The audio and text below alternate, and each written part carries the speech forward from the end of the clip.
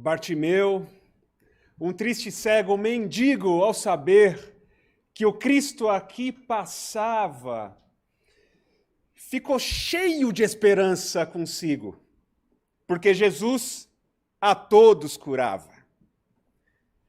Em seu coração, uma força surgia, acreditando que seria curado, enfim, clamou com toda a fé que sentia: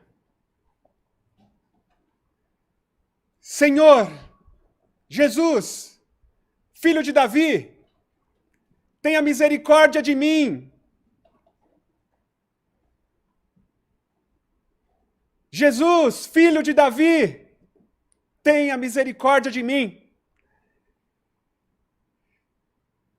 E clamou com toda a fé, mesmo diante daqueles que desejavam dizer: pare, não incomode. E a multidão seguia, e o mestre à frente. Para e diz: tragam-o até mim.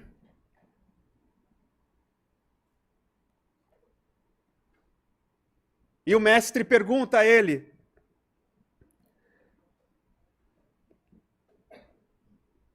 que queres que te faça? Mestre, eu quero ver, eu quero ver, eu quero ver. A tua fé te curou. A tua fé te curou. E no mesmo instante, Bartimeu passou a ver.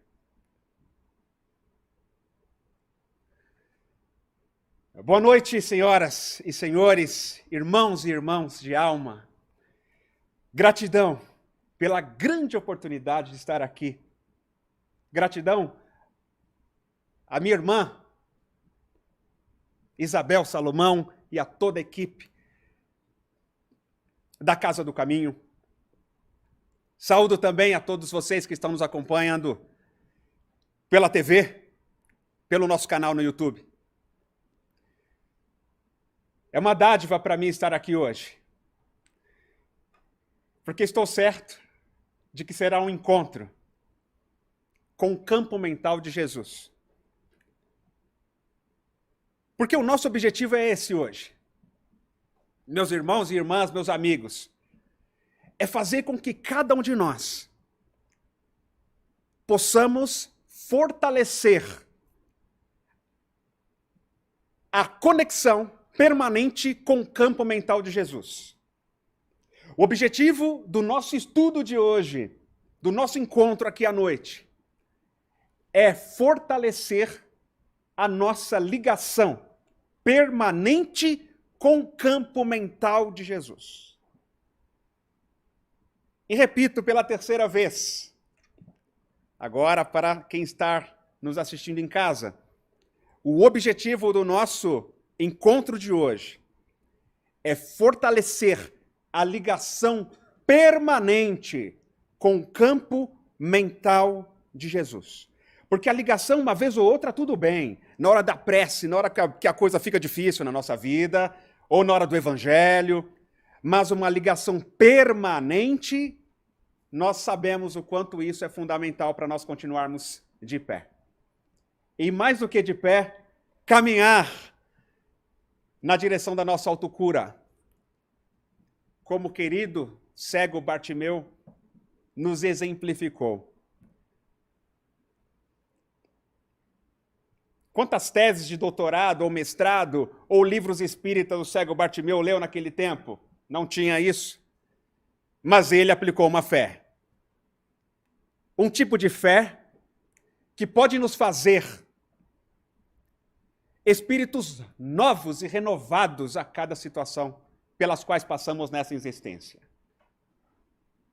Porque o reino dos céus, ou o reino de Deus, que o próprio Cristo nos ensinou, existe dentro de nós, dentro de você. E a fé é essa firmeza de alma, consciência de reconhecer: eu e o Pai somos um. Até que nós possamos aprender a viver isto, a fé será um instrumento fundamental para que você, para que eu, sejamos capazes de amar o inimigo, capazes de olhar o próximo, aquele que chora, olhar o caído na estrada e não passar reto, mas sim parar e auxiliar, colocar óleo nas feridas e assim por diante. E por estarmos no terceiro milênio, já em 2023, alguns de nós temos uma incumbência fundamental, que é a de sinalizar a nossa volta como representantes dos nossos próprios tutores. E que além do Cristo, tantos espíritos de luz, porque o método de Jesus é o mesmo. Os apóstolos dele não eram perfeitos. E tinham vários problemas como você possui, e eu tenho. Os apóstolos do Cristo eram gente da gente. Mas como foi que eles se curaram? Então nós começamos a perceber que nós temos uma grande responsabilidade, sobretudo quando formadores de opinião, responsabilidade conosco, reverberando isso no coletivo, porque ninguém vive sozinho. Então a minha cura também é a cura do meu pai, a minha cura representa também a cura da minha filha, da minha esposa, da minha mãe, a cura de cada pessoa com quem você convive, reverbera em você, porque estamos todos conectados em um circuito de ondas mentais e conexões e vínculos que muitas vezes transcendem essa existência. Assim como a dor de alguém é a tua dor também. Então, trazer junto conosco a reflexão sobre as curas de Jesus passa, gente, por esse encontro consigo mesmo. Então eu quero propor para que nós possamos juntos atingir o objetivo final ao término do nosso estudo, que é fortalecer a nossa ligação permanente com o campo mental de Jesus, que está aqui preenchendo o espaço, que está em cada átomo e molécula desse planeta. Por ele ser o divino escultor, há bilhões de anos que o planeta foi formado, ele já era Jesus e construiu tudo isso junto aos outros espíritos de Skol com ele. Toda a arquitetura planetária para nos receber. Então não há uma molécula, um átomo que não esteja mergulhado no campo mental de Jesus. Agora, o quanto eu crio, nós criamos sintonia com esse campo mental dele. Se cada objeto está intrinsecamente vinculado ao campo mental do mestre. Nosso objetivo final é esse, mas para isso, nós vamos convidar cada um de nós a fazermos esses movimentos práticos ao longo do nosso estudo. Eu vou pedir para todos vocês, onde estão agora, inclusive você que está em casa nos assistindo, pense agora em uma passagem da vida de Jesus com a qual você mais se identifica, com a qual você mais se sente tocada ou tocado na alma.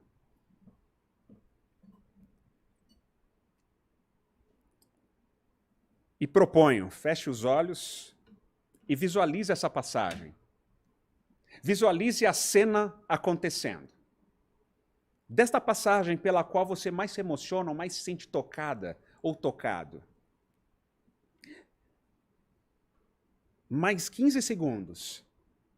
De olhos fechados, se posicione nesse lugar em que o mestre está agindo. E se permita sentir o mestre.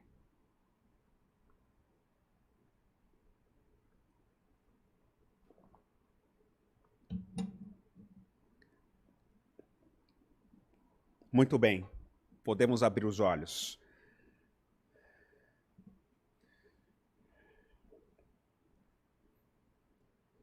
Cada um, eu tenho certeza de que sentiu alguma coisa.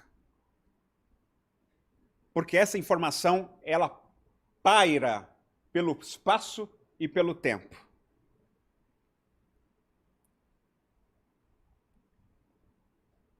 E se essa passagem da vida dele mais te toca, ao longo do nosso estudo, nós vamos ver juntos como utilizá-la para renovar alguns sentimentos de mágoa, ódio, tristeza, decepções, que possam estar nos atrapalhando o caminho. Nós vamos prosseguir. Mas você percebe que a sua vibração mudou, a vibração do ambiente já estava boa. Mas você percebe uma concentração maior. E isso é o ponto que nós vamos estar trabalhando juntos aqui. Nessa ligação permanente com o campo mental de Jesus a partir da nossa mente.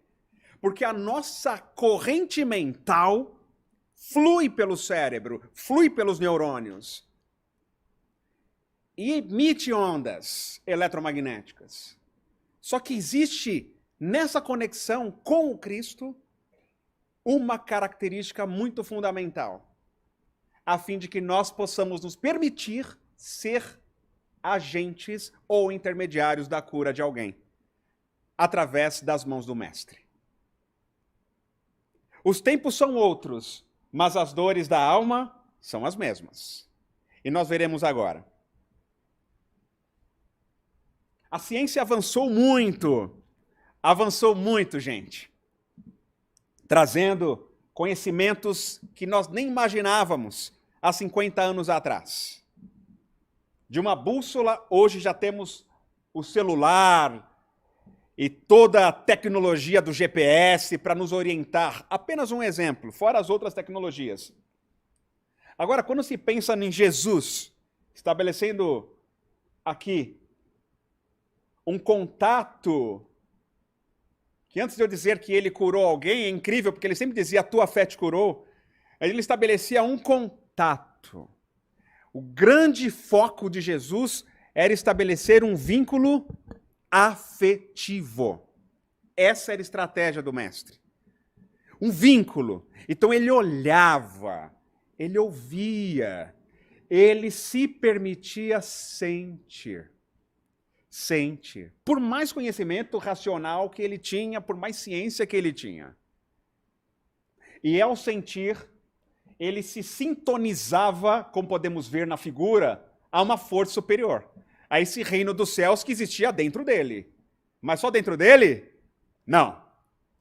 O mesmo reino dos céus que existe nele, existe em você. Me leva, como foi na música, me leva a saber que estás dentro de mim. Ó Pai nosso que estás nos céus. Dentro. Então, essa tecnologia, Jesus detinha o conhecimento e a prática. Então, ciência de um lado e espiritualidade.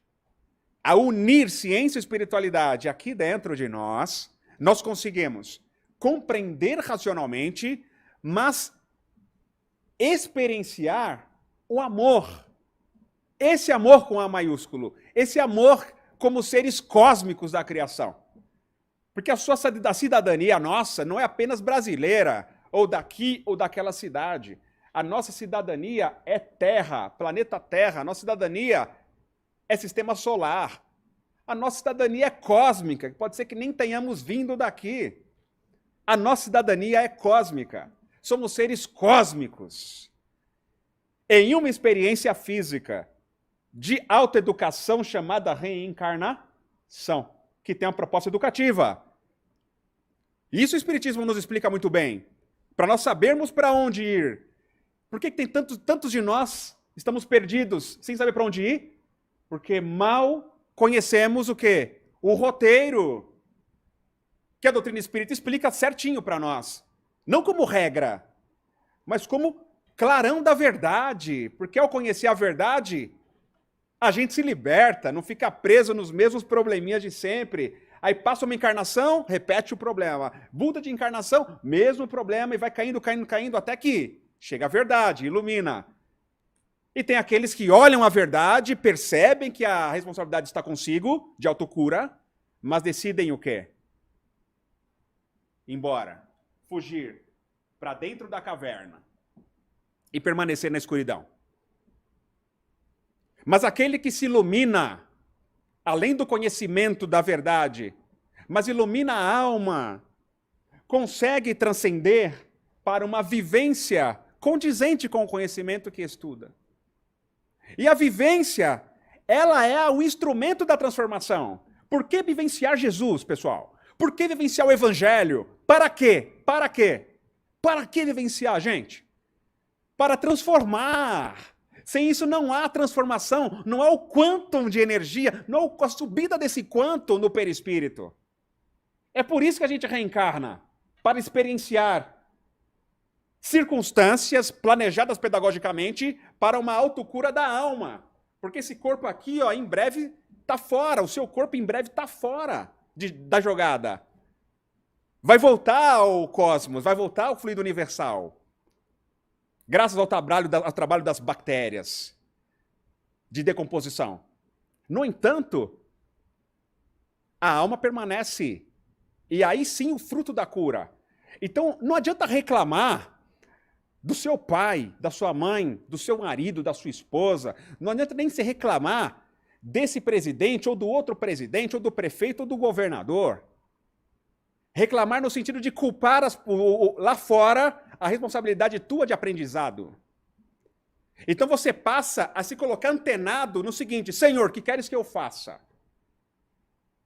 Compreendendo você mesma como um agente da paz. Bem-aventurados são os pacificadores.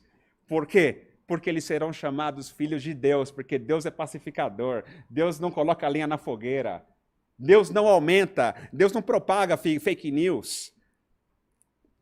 Deus, na verdade, está pacificando a nossa alma e nós, como agentes pacificadores, nos tornamos reconhecidos como filhos dele. E isso é uma dádiva, porque vocês acham que Deus é triste, carrancudo? Ele é feliz. Os espíritos superiores, nos níveis acima que nós possamos compreender, eles são altamente bem resolvidos com a vida. E se tiver que reencarnar agora, eles vão reencarnar, vão sentir a dor do irmão, mas jamais irão se corromper. E é esse o aspecto de unir ciência e espiritualidade para quebrar o passado dogmático, quebrar os padrões complicados que nós alicerçamos por muitos séculos, quebrar as convenções íntimas e até mesmo as autojustificativas para não crescer e que nós enganamos muito bem a nós mesmos. Mas quando nós vamos ver a nossa própria aura, nenhuma mudança. Ou mudanças mínimas. Sendo que o potencial era o quê? Um potencial gigantesco. Mas por que temos medo da mudança? Por que vamos ter medo de sermos livres? Coragem de amar. Coragem para ter esperança. Coragem para ser alegre, mesmo nos momentos tristes. Coragem para subir a montanha. Coragem para ser bem-aventurado. Coragem para assimilar as lições morais que aquela experiência difícil pode estar te trazendo, no sentido de não te colocar numa situação de culpa, de estar pagando um pecado, mas sim na experiência de eu e o Pai somos um, eu não estou desamparada. Deus me ama e eu posso transcender essa experiência desenvolvendo novas potências. Estamos aqui para isso. Então você passa a se identificar quais são as luzes que você possui, quais são as potências, as características, as virtudes, as potencialidades. Isso tudo, como visão real sobre si, dá a nós maior condição de completarmos a existência com o êxito que nós almejamos, porque não vai ter ninguém lá para te culpar ou para te colocar, condenar num tribunal. Não vai existir isto. Mas se você vai entrar em contato com a própria consciência, então por que não entrar em contato com a consciência agora, encarnado? Porque vai ficar patinando. Então se debruça no Espiritismo, no sentido revelador de uma verdade que te liberta. E não só ficar lendo, estudando, saber tudo, só para hipertrofiar a vaidade e continuarmos vivenciando o mesmo clero da Idade Média. O objetivo é outro. É aquele conhecimento te libertar de si mesmo. E é por isso que vamos lançar mão do amor. O amor que acolhe, o amor que ampara, o amor que educa, o amor que trabalha, o amor que vai ao encontro da dor do irmão e ali senta junto e dá o abraço. É esse tipo de cura que Jesus veio para cá nos ensinar a realizar.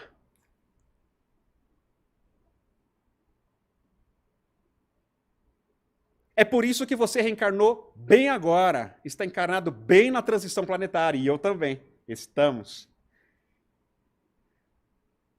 Para reconhecer a dádiva do que é ser você mesmo. Olhe-se no espelho e perceba a obra divina que está ali do outro lado do espelho. Você é uma obra divina, você é um ser divino. Você é um ser sagrado, mas se sinta sagrado, se perceba um ser divino. Esperança. E você é útil para o Cristo. Se sinta um ser útil para Jesus. Independente do grupo espírita que você trabalha, ou da igreja que você trabalha, ou do terreiro que você frequenta, ou da empresa que você trabalha, é em todas as localidades ou situações sermos esses agentes da paz. E ao conquistar a paz, você pacifica ao seu redor. E isso é a cura. A cura está aí.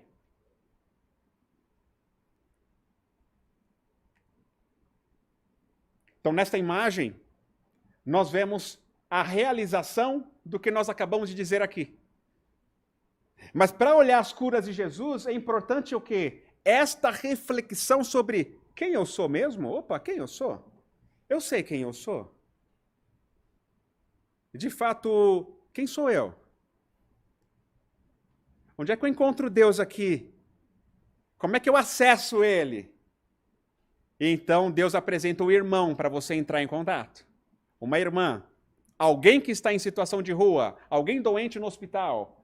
Para você entrar em contato com quem? Com Deus. Porque tive fome e me deste de comer. Tive sede e me deste de beber. Estive preso e foste me visitar. Estive no hospital e foste me ver. Estive nu e me vestiu. Quando é que fizemos isso para o Senhor? Ah, para cada um desses pequeninos que o fizeste o bem, é para quem? Para mim que estão fazendo. Segundo Jesus nessa parábola, mostrando a relação entre nós e Deus no próximo. Entre nós e Deus no próximo. Por isso que amar o próximo é semelhante, e o próximo como a si próprio, é semelhante a amar a Deus acima de todas as coisas. Porque é para Deus, no próximo que estamos fazendo. Nunca é para o seu chefe, nunca é para o outro. É entre você e Deus. E a sua consciência vai regular se aquela atitude foi boa, se não foi, é o tribunal da consciência, só. Mas não mais o tribunal da Santa Inquisição, que de santa só no nome. Então nós passamos a quebrar esse tribunal em nós, com medo de como o outro vai nos pensar, vai nos tratar, para vivenciar a consciência de ser quem você é. E sentir-se responsável por você. A minha consciência é o meu guia e para expandi-la eu preciso estudar, me dedicar, trabalhar, fazer o bem, aprimorar, lapidar. E nessa condição, como ocorreu com os apóstolos, eles passam a ter uma outra vida. E nós passaremos a ter uma outra vida. Eles tiveram uma vida nova a partir desses renascimentos.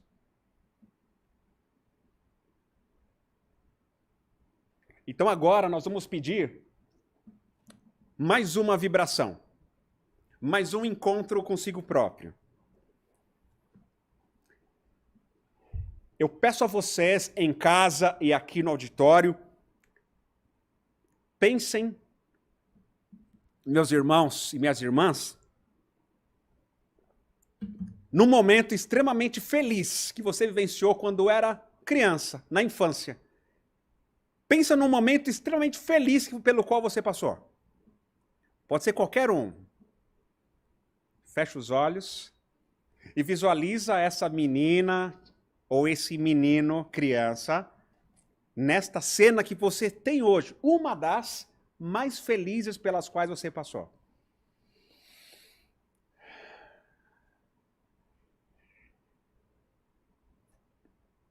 Isso. E agora, podemos abrir os olhos. Procura sentir essa alegria, essa felicidade. E daqui a pouco nós vamos continuar o porquê disso. Jesus também disse, vinde a mim as criancinhas. O reino dos céus, não é? É semelhante àqueles que assemelharem a ela. Vamos olhar para cá.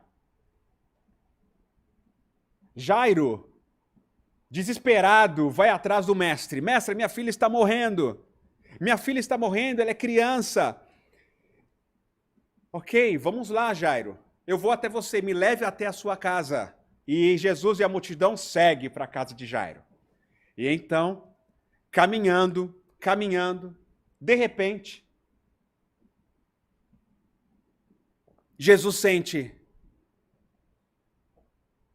um vácuo.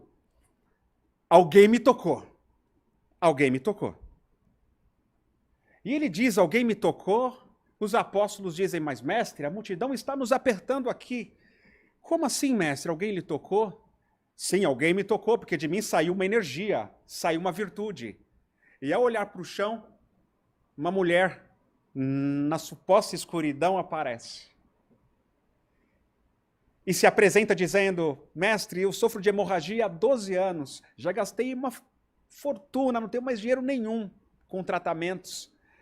Mas eu tinha certeza de que se eu tocasse nas suas vestes, Senhor, eu seria curada. E ela toda envergonhada, com medo, mas e agora eu estou curada, mestre?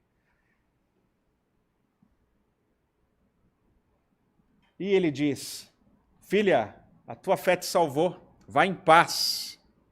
Vá em paz. Vá em paz. A tua fé te curou. E então, nesse momento, chega alguém da casa de Jairo e diz, Jairo, a sua filha morreu. Não dá mais tempo. Jairo começa a chorar, triste, e já de cabeça baixa, segue para ir embora. E então, Jesus afirma com firmeza para Jairo, Jairo, não tenha medo, tão somente creia,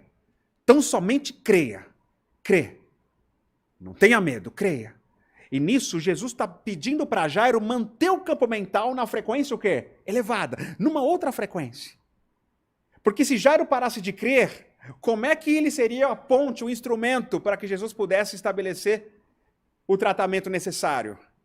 E ele mantém, Jesus começa a sustentar o campo mental de Jairo até chegar na casa dele. E então, ao chegar na casa de Jairo, as pessoas até afirmaram, ela já morreu, não adianta mais. E aí ele até diz, olha, vocês conhecem a morte e eu conheço a vida. Vamos entrar no quarto. E aí deixa a multidão para fora, entra no quarto da menina. Os pais, Jesus e alguns dos apóstolos, até que ele diz à menina, levanta, talita kutumi, levanta, menina. E aí nesse processo, nesse tratamento, ela volta ao corpo físico, reacopla, molécula por molécula do perispírito nesse corpo, e acorda.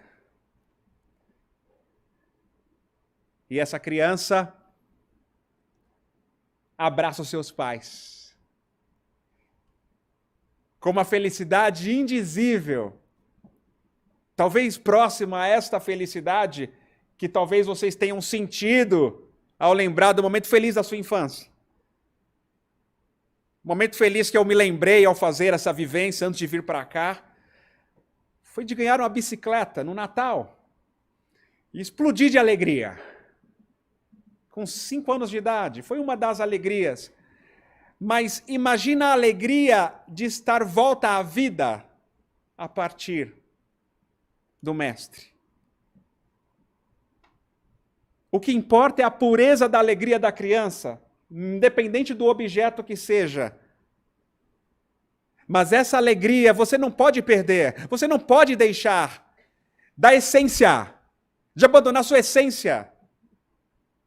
Embora adultos responsáveis, com toda a nossa responsabilidade, a racionalidade, o lobo frontal, comparando a primeira infância, agora, sim, mas jamais esquecer que bem-aventurados são os puros de coração, porque eles verão a Deus. Quem não quer ver Deus aqui? Quem de nós não queremos ver Deus? E, aliás, devemos querer sim. Vontade de ver Deus. E essa vontade de ver Deus se transformando em fé, porque para que eu veja Deus numa situação difícil em que eu esteja passando, você pode pensar, como, André? Depois de uma traição, depois de perder todo o seu dinheiro, depois de ter vivenciado o desencarne de uma pessoa tão querida da sua família, como ver Deus, André, numa calamidade que tem acontecido no noticiário, eu vejo. E para isso é que vem um trabalho de autocura, diante dos nossos sentimentos a serem purificados. E para purificar os sentimentos, meus irmãos, alicerçarmos nossas intenções à vontade do Criador a nosso respeito. A vontade de Deus em relação a você. Existe um mapa dentro de você. Um mapa.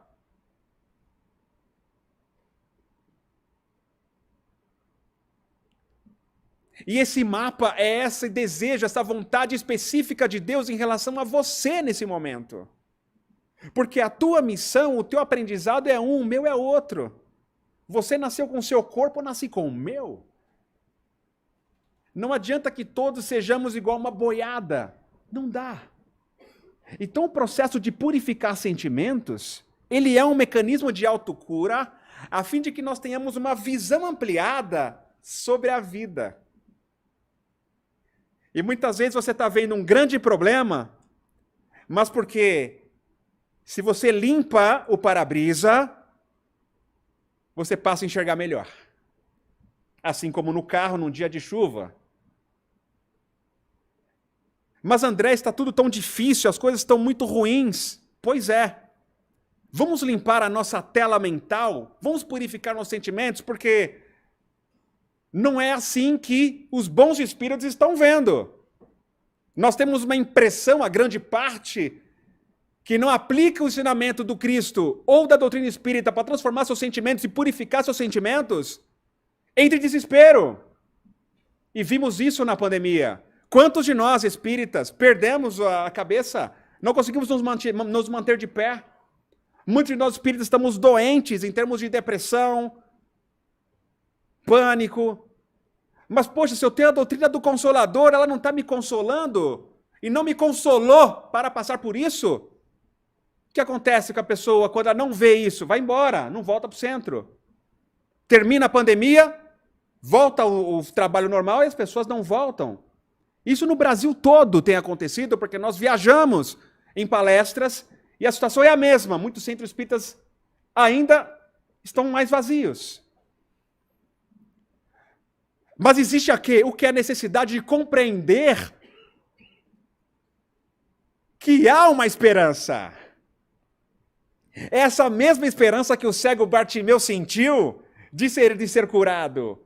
E nós fazemos da esperança um capacete que nos protege que nos mantém seguindo em frente.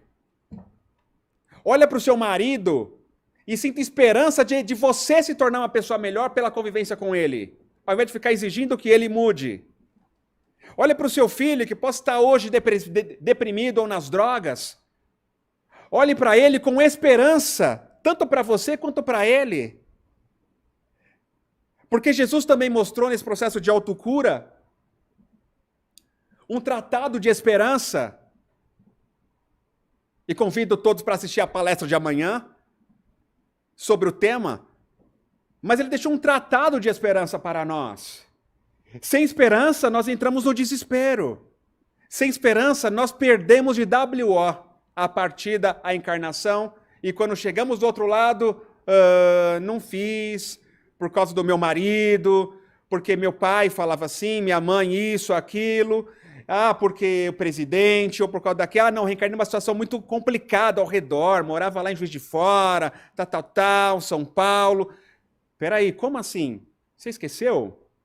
Que tinha alguns estímulos importantes que você mesmo escolheu para agora estar numa vibração mais elevada? Você está revoltada? Revoltado? Vai culpar todo mundo? Então é essa reflexão de autocura, meus irmãos, que nós necessitamos para sermos felizes. Colocar esperança como norte. Eu tenho certeza de que vou conseguir. Eu tenho certeza de que o futuro vai ser melhor, porque agora eu também vou trabalhar muito mais, vou estudar mais, vou conseguir renovar meus sentimentos.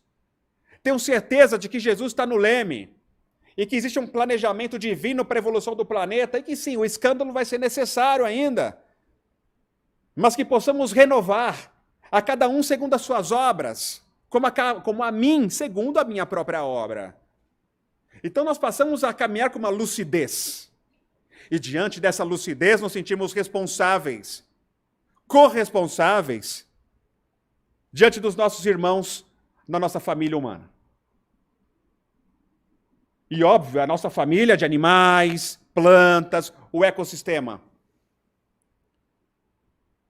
Então a esperança, ela pode ser uma alavanca para a gente sair do comodismo, arregaçar as mangas, ir para a rua, ir para o hospital, fazer o seu trabalho assistencial e transformar um trabalho social num trabalho espiritual, porque você se relaciona de espírito para espírito.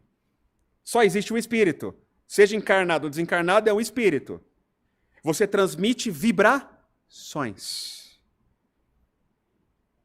Então a esperança, ela dá esse norte para nós.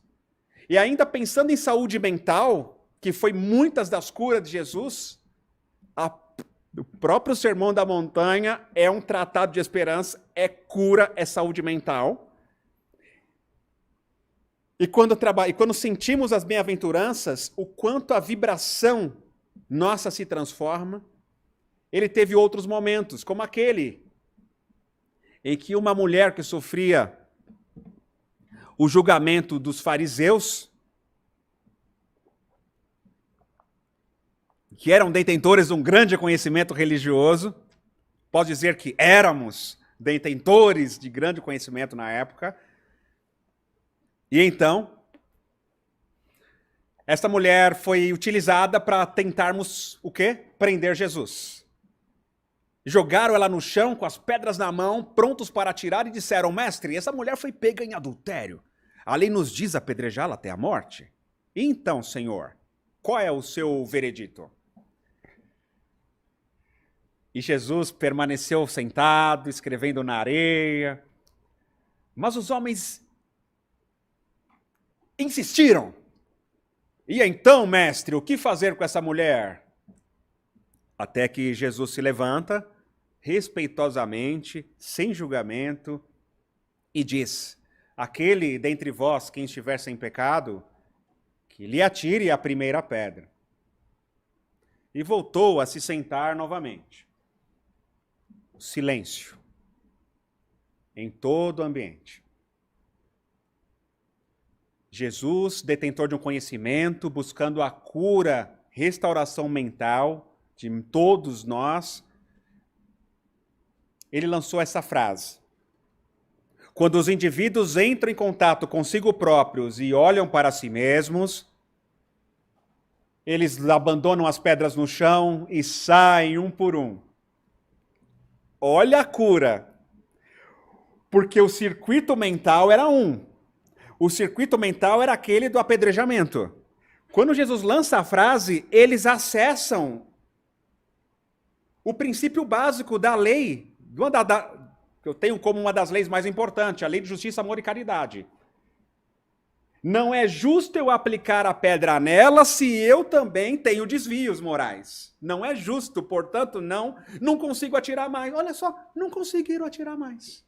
Ainda que quisessem, não conseguiu. Por que não conseguiu? Por conta da consciência. Os códigos divinos da consciência, as leis de Deus estão escritas na consciência, elas vibram no campo mental, e então eleva o nível de frequência da onda mental, da corrente mental que desce pelos nossos centros de força. Elevou a frequência, a musculatura desce. Não conseguiram apedrejar, por conta da frequência que eles elevaram. Então Jesus foi um estímulo para que eles elevassem neles mesmos a própria frequência? Exatamente. Está aí o mecanismo de Jesus.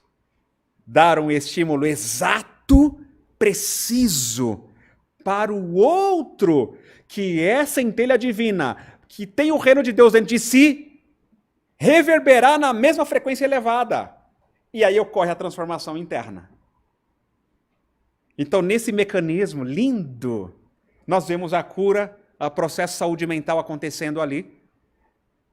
E ele afirma: mulher, onde estão os vossos juízes? Ninguém te condenou? Bom, eu também não te condeno. Porque Jesus tinha consciência, plena consciência de todo o processo de evolução que ele mesmo teve ao longo de milênios. Mas vai, segue seu caminho, ou vai, não peques mais. Não peques mais, perdão, segundo a literatura. Dando oportunidade da reflexão. Simão Pedro, antes que o galo cante, você vai me negar 3 vezes, mas mestre, eu jamais te abandonarei, o senhor está falando isso? Pedro, antes que o galo cante, você vai me negar 3 vezes, porque o homem do mundo é mais frágil do que perverso. Ele sabia que Pedro pertencia mais ao mundo do que aquele momento de euforia e de amor real que ele sentia por Jesus. Sim, era um amor legítimo, mas ele não estava pronto intimamente e não percebeu. E então, a gente sabe, o galo cantou na madrugada em que Jesus estava preso. Pedro já havia fingido não conhecer Jesus por 3 vezes. E na 3ª vez, os dois se cruzam, se olham. Pedro se arrepende amargamente. Acompanha todo o drama do Calvário distante, sentindo-se culpado. E essa culpa corroía Pedro. Jesus se permite ali, ele até pensou, será que isso vai acontecer mesmo? E Jesus realmente desencarna. Primeiro dia ele estava muito mal, segundo dia também, até que Maria Madalena chega correndo e afirma: o mestre está vivo, eu vi Jesus. E ele corre em disparada com João para ver o túmulo do mestre, e estava aberto de fato, e realmente alguma coisa aconteceu, porque até os panos que envolveram o corpo do mestre estavam dobrados ali. E então, no 3º dia, mais um momento de cura. Que a paz esteja com todos, diz Jesus aos apóstolos, medrosos, mas ali ele restaura a esperança. Vão, sigam o caminho, propaguem a boa nova, sigam em frente. Só existe vida, não existe morte. Não tenha medo dela. Estou vivo e vocês também permanecerão vivos. Nossa, naquela hora um bálsamo. Eles retomam a ativa. E Jesus ainda aparece outras vezes para os apóstolos. E uma das vezes, Pedro e os apóstolos estavam no barco, próximo, chegando à margem, viram um homem olhando para eles, e percebem que é Jesus. Pedro já se joga na água, nadando, e volta para a margem, e então encontra-se com o mestre, sozinho.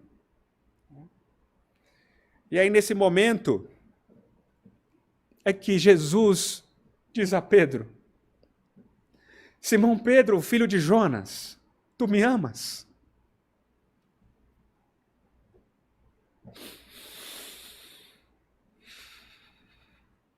Sim, mestre, eu te amo. Então apacenta as minhas ovelhas. Simão Pedro, filho de Jonas, tu me amas? Sim, mestre, eu te amo. Então apacenta os meus cordeiros. Simão Pedro, filho de Jonas, tu me amas? E Pedro se entristece. Será que ele não acredita em mim? Aí Pedro entra em si próprio profundamente, em contato com todo esse amor que ele tinha pelo mestre. E diz: mestre, o senhor sabe que eu te amo. Chorando: eu sempre te amarei, mestre. Então, apacenta o meu rebanho. Jesus curando a culpa que apertava o coração de Pedro. Diante da culpa, minhas irmãs e meus irmãos, só o amor. Só o amor que você sente para renovar essas estruturas que levam ao monoideísmo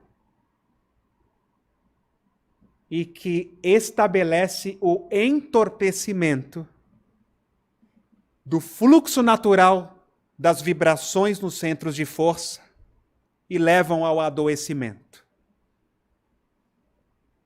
O amor por si, o amor que foi o motivo inicial, a intenção primária diante de uma atitude que, quando vimos, erramos na dose, escorregamos, e muitas vezes até sem a intenção de prejudicar.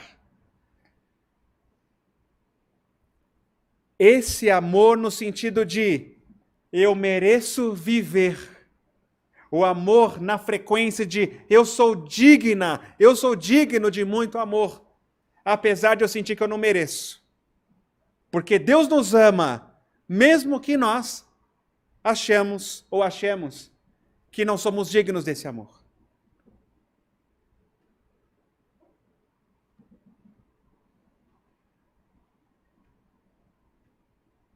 E é por isso que eu convido a vocês, minhas irmãs e irmãos, e você que está em casa, a fechar os olhos,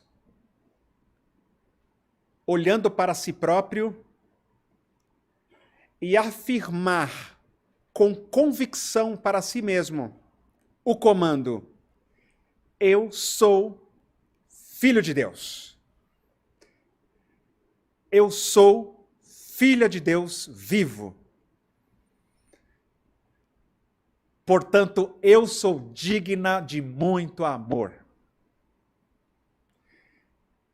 Tente afirmar para si mesmo, tente não, afirme. Ainda que ao dizer, eu sou digna de muito amor, você sentir alguma resistência. Se sentir uma resistência, que bom, é sinal que você está percebendo a necessidade de renovar um circuito de culpa, talvez, ou algum outro circuito. Não importa qual é agora, mas o importante é que a verdade seja dita de você para si. Eu sou filho de Deus. Eu sou filha de um Deus vivo, vivo dentro de mim mesma, dentro de mim mesmo. Portanto, eu sou digno de muito amor.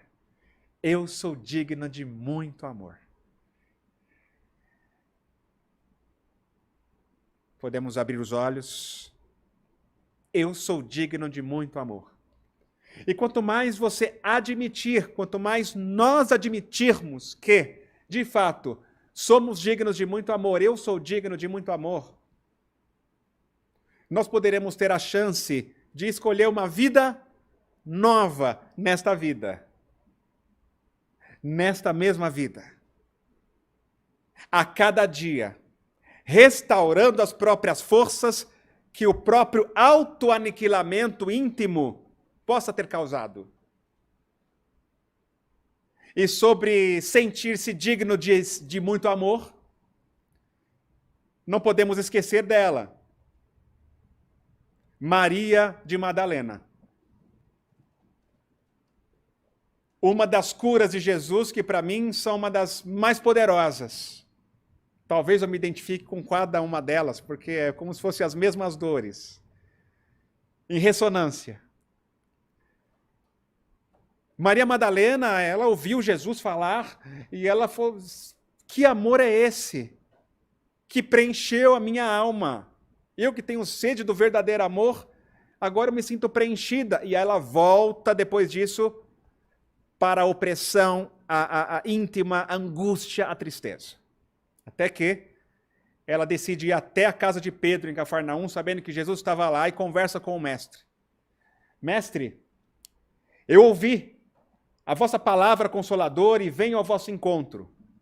Tendes a clara evidência do céu e podeis adivinhar como tenho vivido. Sou uma filha do pecado, todos me condenam. Entretanto, mestre, observai como tenho sede do verdadeiro amor.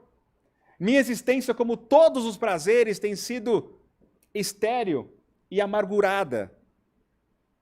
Ouvi o vosso amoroso convite ao Evangelho, desejava ser uma de suas ovelhas, mas será que Deus me aceitaria, mestre? E ali ela começa a chorar. Será que Deus me aceitaria? Porque não me sinto digna de. E esse reconhecimento íntimo, ele é importante, ele é um passo, é um momento de humildade. Mas Jesus não deixa ela nesse patamar. E aí é que vem o mecanismo de cura no sentido de terapêutica, e que recomendo a todos a buscarem no livro Boa Nova, de Humberto de Campos, capítulo Maria Madalena. Na íntegra, esse diálogo que acabo de mostrar aqui. Livro Boa Nova, de Humberto de Campos, psicografado por Chico Xavier. E nesse diálogo, eu vou ler apenas um trecho. Maria, levanta os olhos para o céu e regozija-te no caminho, porque escutaste a boa nova. A boa nova do reino, e Deus te abençoa as alegrias. Acaso poderias pensar que alguém no mundo estivesse condenado ao pecado eterno? Onde então o amor do nosso Pai? Nunca viste a primavera dar flores sobre uma casa em ruínas? As ruínas são as criaturas humanas, porém as flores são as esperanças em Deus. Sobre todas as falências e desventuras próprias do homem, as bênçãos paternais do Pai, paternais de Deus, descem e chamam. Sentes hoje esse novo sol a iluminar-te o destino. Olha só. Olha a esperança. Olha a vibe de esperança que ele começou a estimular. É aí que entra o nosso diálogo com as pessoas nessa condição. É assim o diálogo do outro conosco quando estamos como Madalena. Jesus irradia esperança, dando exemplos didáticos, simples. Sem muita teoria fantasmagórica ou doutrinária. A teoria doutrinária é importante para nós, mas diante do irmão nós precisamos falar a linguagem que ele está na sintonia para nos ouvir.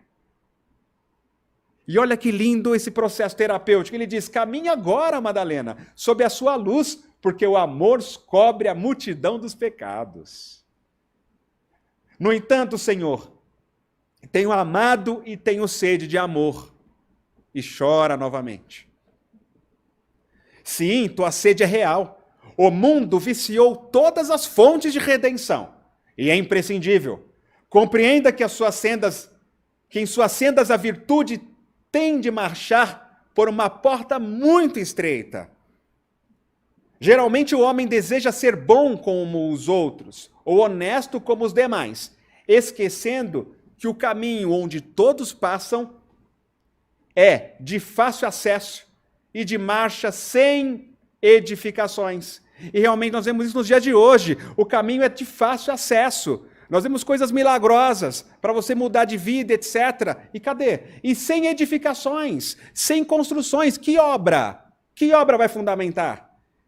Que tipo de espiritismo você segue? Que tipo de ensinamento você segue? Percebe? Quem você está seguindo? Espíritas? Você está seguindo oradores espíritas? Você está seguindo quem? Essa reflexão é importante porque é preciso nós pensarmos em obras. E a referência fundamental, o Mestre, o Cristo, onde a nossa consciência ser o nosso guia. Por isso a reflexão constante, o estudo constante, até que isso se torne um hábito de vida. Então aqui a referência que reconhece-se o cristão pelas suas obras. E qual é a obra? Que obra é esta? Olha que lindo. Até que Jesus diz, a virtude no mundo foi transformada na porta larga da conveniência própria. Da conveniência própria. Os que amam, os que lhes pertencem ao círculo pessoal, os que são sinceros com seus amigos, os que defendem seus familiares, os que adoram os deuses do favor. Deuses do favor. O que verdadeiramente ama, porém, conhece a renúncia suprema a todos os bens do mundo e vive feliz na sua senda de trabalhos para o difícil acesso às luzes da redenção.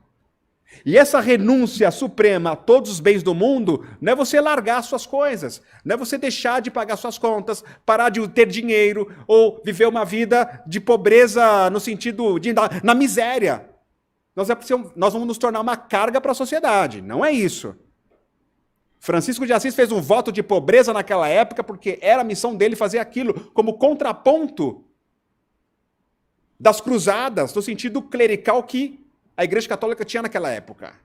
Agora, cabe nós agora, cada um no seu contexto, perceber que essa renúncia suprema é, assim, transmutar esse egoísmo, desmaterializar a nossa vida, espiritualizar a nossa existência. Mas a renúncia, sim, também ao nosso egoísmo, no sentido do orgulho, de muitas vezes pode até estar certo, com razão, mas o melhor momento ali é silenciar e amar. Ao invés de gerar uma discussão, uma briga, muitas vezes. Então você começa a perceber que essa renúncia a todos os bens do mundo e viver feliz na sua senda de trabalho. Qual é a sua senda de trabalho? Eu sei qual é a minha. E cada um vai descobrir a sua e sabe qual é a sua. Então, esse amor sincero não exige satisfações passageiras. E ela diz, só o amor pelo sacrifício poderá saciar a sede do coração? Olha a sede que ela tinha. Só o amor pelo sacrifício? E não o amor que é rapidinho ali para me suprir? Não, é o amor do sacrifício. Poderá saciar a minha sede, mestre? Ele diz, Madalena, somente o sacrifício contém o divino mistério da vida. Viver bem é saber imolar-se. Acreditas que o mundo pudesse manter o equilíbrio próprio tão só com os caprichos antagônicos e por vezes criminosos? Dos que se elevam à galeria dos triunfadores? Toda a luz humana vem do coração experiente e brando dos que foram sacrificados. E Jesus dá um exemplo dos guerreiros no campo de batalha que saem triunfadores, enquanto outros perdem. Então percebe-se nessa pegada, Jesus esclarece que o sacrifício íntimo muitas vezes passa a ser aquele pavio que está queimando o combustível para gerar luz ao redor. E é isso que é pouco discutido em nossos ambientes espíritas.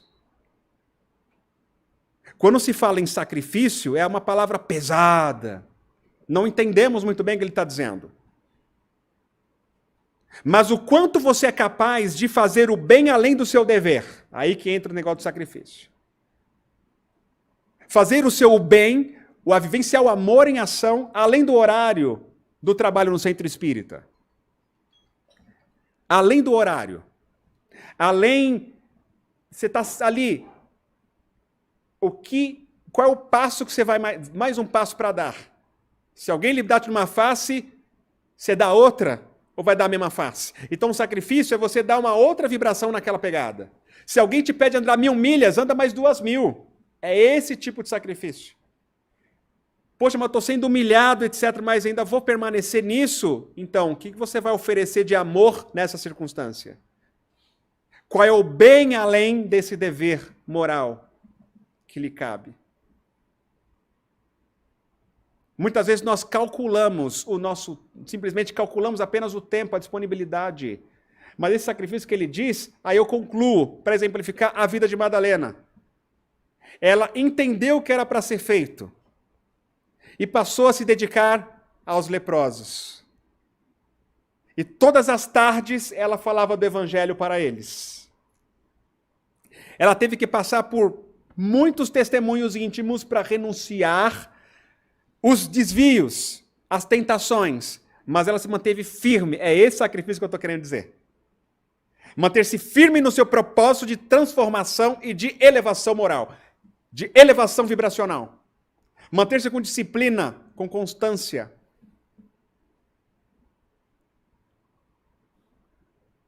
E muitas vezes até mesmo financeiro, você investir nisso, na sua evolução, que é a evolução do nosso próximo também. Então, nesse ponto, ela compreende e diz: Senhor, doravante renunciarei a todos os prazeres transitórios do mundo, para adquirir o amor celestial que me ensinastes. Acolherei como filhas as minhas irmãs no sofrimento. Procurarei os infortunados para aliviar-lhes as feridas do coração. Estarei com os aleijados e leprosos e assim por diante. Ela toma uma decisão por ela. Essa decisão que fica o convite para nós. Qual a decisão que você quer tomar por você, na senda de amor em ação, que o Mestre deixou para nós o exemplo, e que esse trabalho de amor em ação vai restaurar as suas energias ou curar a si próprio? Porque Madalena fez isso aqui não porque ela é santa, mas porque ela precisava vivenciar esse amor do sacrifício em favor de alguém que não tem nada para retribuir para você. E aí que está o ponto. Vivenciar um amor a alguém que não tem nem condição de te agradecer ou de retribuir na mesma moeda.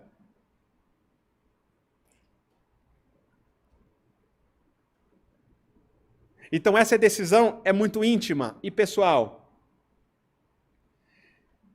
E aí nós vamos partir para o final, quando ela, depois desse diálogo, decide entrar na casa do fariseu, que Jesus estava lá.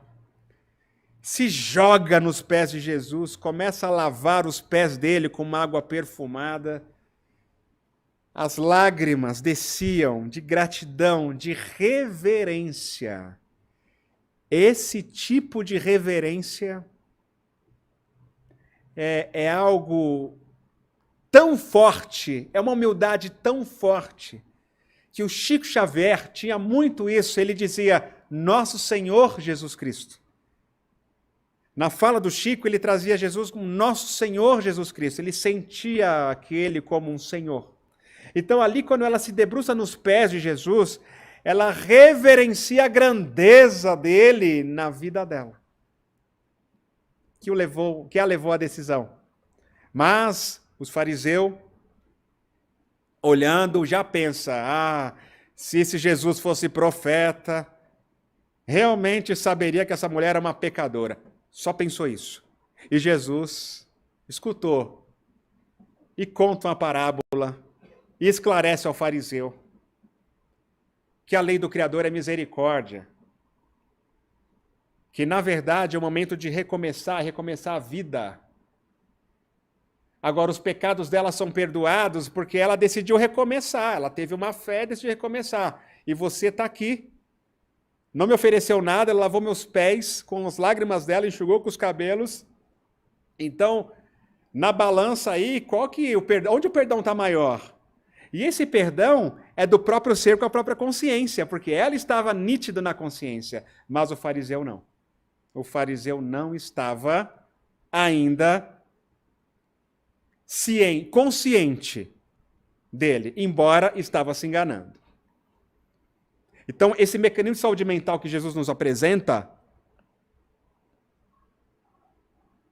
levou a ela estar com o campo mental ligada ao campo mental de Jesus depois que ele morre. Ninguém estava com o campo mental capaz de ligar ao campo mental de Jesus naquela hora, após o desencarne de Jesus. Somente quem? Maria Madalena. Aí nós começamos agora a fechar o objetivo do nosso estudo de hoje, que é buscar fortalecer a nossa ligação permanente com o campo mental de Jesus, e Madalena deu esse exemplo.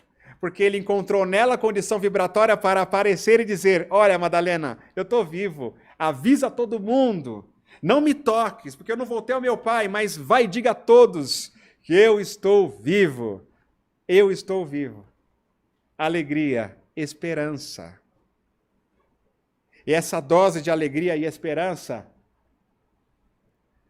nós recomendamos André Luiz para compreendermos profundamente isso. Deixa eu colocar aqui uma coisa importante.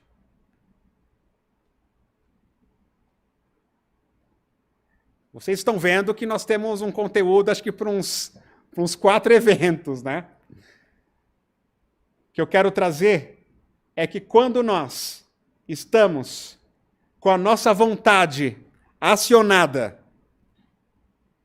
a nossa vontade vai excitar as partículas mentais que fluem no cérebro e que a nossa ciência oficial ainda não detectou, mas nas obras de André Luiz estamos baseando nela, que o conhecimento científico fenomenal de André Luiz, que antecipa descobertas científicas, que nós temos os átomos mentais, uma corrente mental, e é a vontade quem leva a uma excitação desses átomos mentais que fluem pelos neurônios. Imagine uma corrente elétrica passando pelo fio, uma corrente elétrica passando pelo computador. Imagine que no cérebro a corrente mental flui, em analogia ao que eu falo da corrente elétrica no equipamento eletrônico. Então a corrente mental flui pelos nervos, pelos neurônios, pelo nosso sistema nervoso central, nosso sistema nervoso, por todo o nosso corpo. E esta corrente mental, os átomos que compõem essa corrente mental, eles estarão excitados conforme a vontade que nós estabelecemos. A vontade como atributo trazido por Leon Denis como alavanca de progresso. Então, quando Jesus deu um estímulo, por exemplo, a Madalena, de esperança, acionou a vontade dela. Ela percebeu que era possível mudar. Quando ela acionou a vontade dela, ela mesma decidiu: não, a partir de agora eu vou mudar, eu vou para um novo caminho, eu quero mudar de vida, eu quero renascer. É aí que entra a intimidade da intenção, que é a manifestação da vontade. E quando o nosso cérebro está vibrando um sentimento determinado, isso é irradiado à nossa volta, ao nosso redor, na forma de ondas mentais. E quando estamos diante de alguém, observe, por exemplo, uma pessoa que possa estar com seu campo emocional em paz, vamos supor, você em paz, uma outra pessoa numa situação eventual de culpa ou medo, ou alguma outra vibração, algum outro estado de sentimento. O seu pensamento, a sua intenção em relação a essa pessoa, vai fazer com que, observe na tela agora, você irradia ondas mentais na direção do cérebro do outro indivíduo. Se você está irradiando paz, mas como assim irradio paz, André? A paz ela é construída. Esperança, amor, alegria, reflexões, respeito, compreensão, são vibrações que compõem a paz. Nesse sentido, ao olhar, ao vibrar, ao sentir, olha o que vai acontecer com o cérebro da outra pessoa, porque ela vai receber um estímulo vibratório elevado e de dentro dela, esse reino dos céus reverbera, traz um retorno, um reflexo e restaura Aí o próprio espírito restaura a si próprio a partir do estímulo. Por isso, a lei de sociedade é uma lei. Nós só evoluímos em sociedade. Precisamos um dos outros. Só que nessa de irradiar de nós para o outro, quem se ilumina primeiro?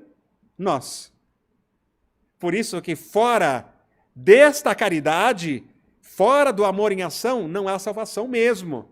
Salvação no sentido de restaurar as forças íntimas, sem você se despir no sentido do orgulho, do egoísmo, ir ao encontro da dor do próximo, não tem como restaurar o perispírito das energias perniciosas alicerçadas em séculos de corrupção. Então, o que nós precisamos hoje é ir ao encontro à dor.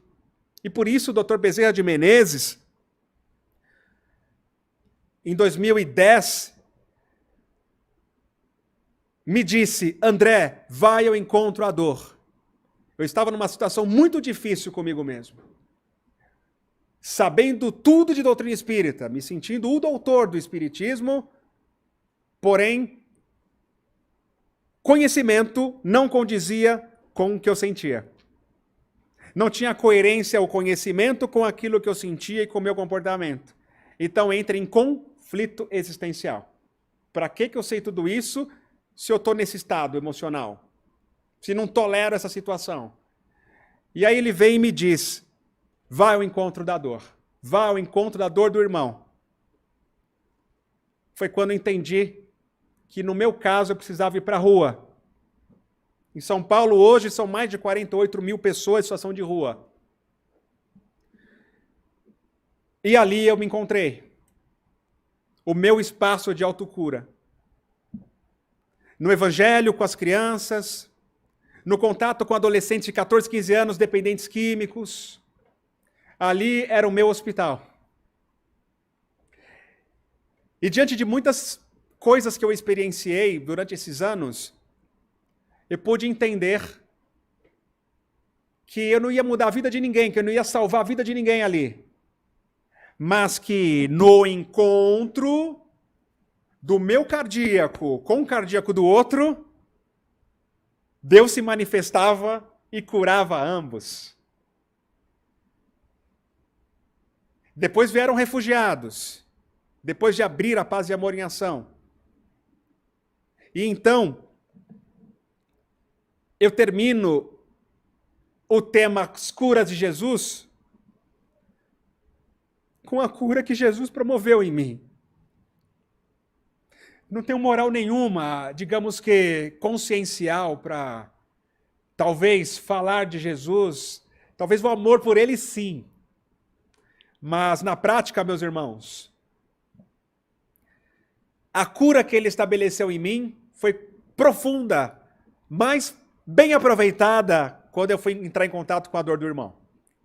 Aí sim o conhecimento desceu pelo nervo vago, atingiu o nó do sino atrial, o meu cardíaco começou a vibrar com uma outra frequência, carregado de sentimentos nobres, e alguns sentimentos nobres que nem eram apenas talvez meu nível de número 5, o Cristo e os bons espíritos multiplicavam isso para um nível 100, a ponto de eu me transbordar em sentimentos elevados que eu não sabia como fazer. Mas que quando eu voltava para a minha vida diária, na família, no trabalho profissional, eu já estava diferente. Então eu compreendi e me conscientizei que eu precisava ir ao encontro à dor para fazer a minha autocura. Aí sim Jesus conseguiu ter eficácia comigo. Não porque eu ajudava as pessoas em ação de rua, mas porque eu me ajudava através do encontro.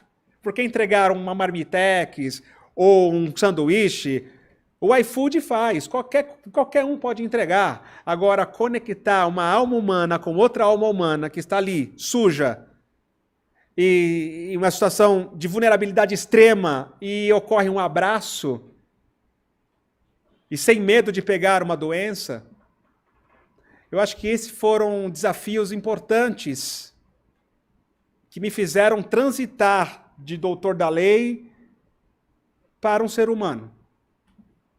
Quando eu falo doutor da lei, no sentido que eu sei quem eu sou e quem eu fui. Talvez você saiba quem você é. Então, nisso, eu comecei a agradecer a Deus por essa cura que Jesus tem me feito.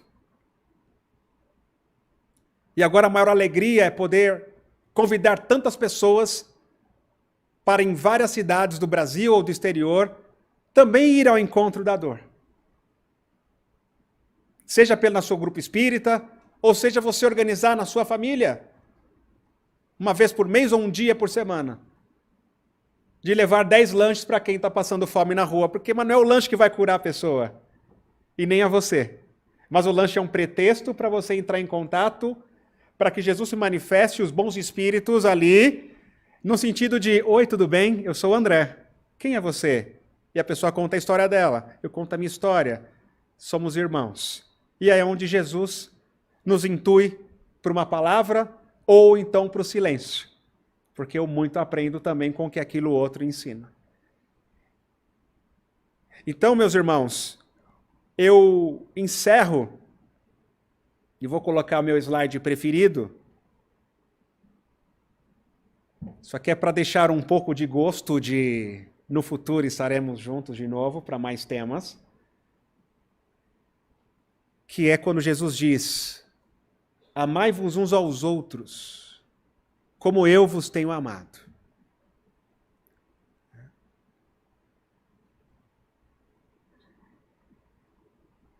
E a gente conclui com Francisco de Assis, que é o nosso patrono, né, da Paz e Amor em Ação, que essa oração ela é, para mim, o mecanismo que me leva a construir cada dia um vínculo permanente do meu campo mental com o campo mental de Jesus. Senhor, fazei-me um instrumento de tua paz. Fazei-me um instrumento da tua paz. De uma paz que eu não estou sentindo agora, por exemplo, de repente. Mas, Jesus, fazei-me um instrumento da tua paz. E ao me vestir com a sua paz, onde houver ódio, que eu leve o amor. Serei um instrumento ativo, proativo. Assuma a minha responsabilidade. É isso que essa oração traz. Você assume a si próprio, mas se coloca a primeira frase é a humildade. A ligação permanente com o campo mental de Jesus se estabelece na humildade. Senhor, fazei de mim o instrumento seus de sua paz. Onde houver ódio, que eu leve o amor. Onde houver ofensa, que eu leve o perdão. Onde houver discórdia, que eu leve a união. Onde houver dúvidas, que eu leve a fé. Onde houver erros, que eu leve a verdade. Onde houver desespero, que eu leve a esperança. Onde houver tristeza, que eu leve a alegria. Onde houver trevas, que eu leve a luz. Ó Mestre, fazei com que eu procure mais. Consolar que ser consolado. Compreender que ser compreendido. Mais amar que ser amado. Pois é dando que se recebe. É perdoando que se é perdoado. E é morrendo que se vive para a vida eterna. Com total certeza de que eu sou um filho de Deus. E que nós somos filhos de Deus.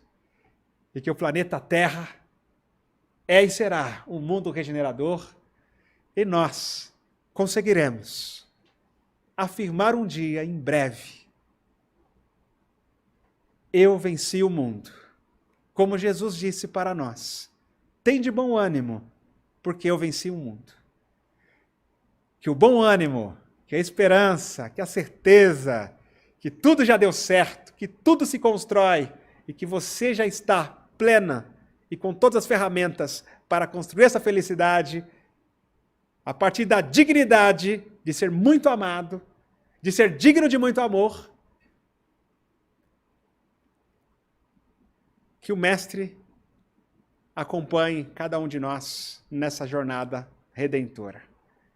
Paz, alegria, E lembremos, bom ânimo, porque servir ao Mestre Jesus é privilégio. É o nosso privilégio. É a dádiva. Sigamos ao encontro à dor e certamente também seremos consolados. Muita paz a toda a equipe da Casa do Caminho, muita paz a todos os internautas aqui no YouTube. Que o Mestre abençoe a cada um de nós. Deixamos o nosso contato em São Paulo para quem tiver interesse em falar com a gente. Um beijo no coração de vocês. Excelente semana de Kardec para todos nós. Obrigado.